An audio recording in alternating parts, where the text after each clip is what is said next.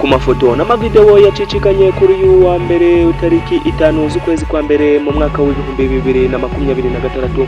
Kuri uyu mugabo haribazwa mbese ngo ese ni ikihe kibazo baramurogesheje cyangwa se n'ibiki n'ibyo mu muryango bamuterereje ati katazana umugore.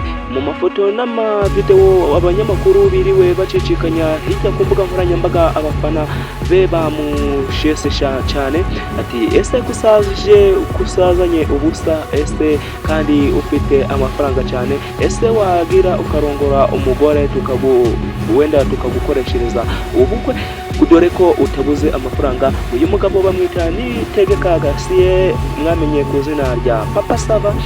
Abafana n'ibinyamakuru birimo kumwibasira cyane, ese kutazana umugore harabura iki? Amafaranga kuyujuje abakobwa mu Rwanda bakaba bahari ari benshi, ari nk'amakoma mu rutoki, ese harabura iki?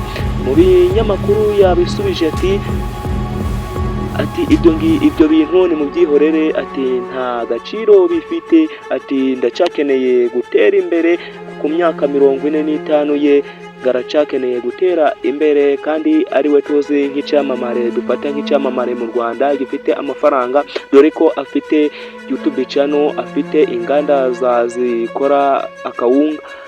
Ese uyu mugabo arabura iki ngo azane umugeni?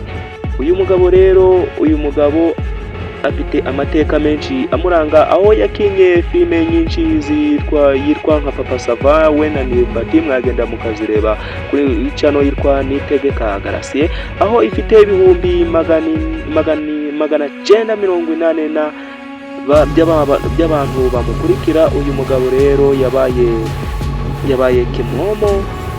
Uyu mugabo Niyitegeka Gratien rero nagere azane umugore asaziyemo cyane muri showbiz nyarwanda, niwe dore ko ari we ufitemo imyaka myinshi cyane utarazana umugore, aho bibasiye abahanzi benshi harimo ba DJ Philipita, Miss Nyambo. Ese aba bantu muri showbiz nyarwanda barabura iki ngo bazane abagore tunywe inzoga zabo? Uyu muhanzi rero yakunze kwigira umusitari cyane, yikinira amafilime ngo iby'ibintu by'ubukwe ntacyo bimubwiye, ati ubukwe burahombya, ntabwo ateganya kuzana ngo umugore vuba. Yacabaze yabwiye ibinyamakuru byakwirakwizaga inkuru cyane ati mwebwe muzane abagore, ati njyewe mundeke, ati njyewe haracabura imyaka 10 ngo nzane umugore, ati ntabwo nzasaza ngo mbure kubyara, nubwo naba mfite imyaka 90 nabyara, ntabwo ndi umugore, ati ahubwo abagore baragowe cyane, nimugere